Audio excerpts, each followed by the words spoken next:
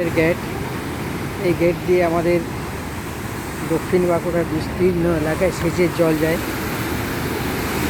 মুকুটমণিপুর জলাধারতে জল ছাড়া হয়েছে। আমাদের ছেলেমেয়েরা, আমাদের স্কুলের ছেলেমেয়েরা সব এসেছে। একটি গেট খোলা আছে না, দুটি গেট খুলেছে।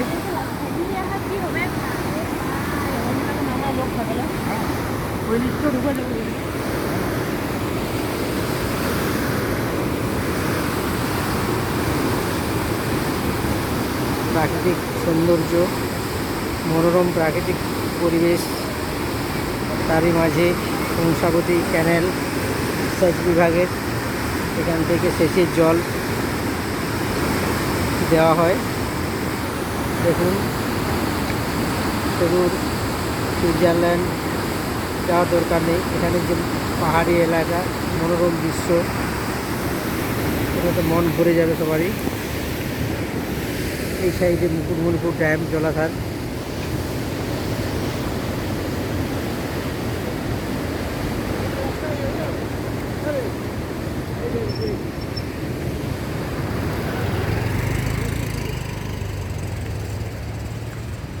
এখানে কংসাবতী ক্যানেলের যে সামনের দিকটা, সেই অংশটা, এটা এখন জল অনেক ধরাবে, অনেক জল প্রচুর খালি আছে।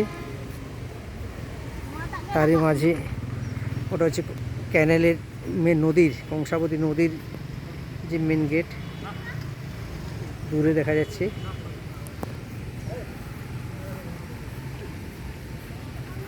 এখানে মুকুটমণিপুর জলাধার,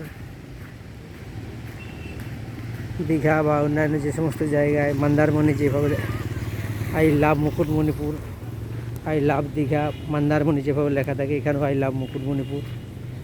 এটা নতুন সংযোজন, MDM মুকুটমণিপুর ডেভেলপমেন্ট অথরিটি। প্রত্যেকেই সুন্দর এক সবুজ মনোরম পরিবেশ। সব জায়গাটা দেখানো যাচ্ছে না, বিস্তীর্ণ জলরাশি, আরও এখনো পর্যন্ত প্রচুর পরিমাণে। দেখুন, এই সাইডে প্রচুর পাহাড়, গাছগাছালি।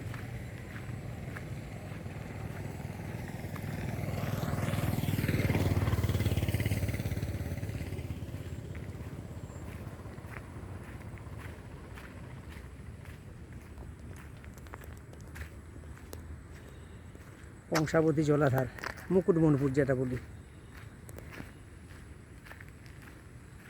এখান পর্যন্ত জল চলে আসে, এই জায়গাটা পর্যন্ত।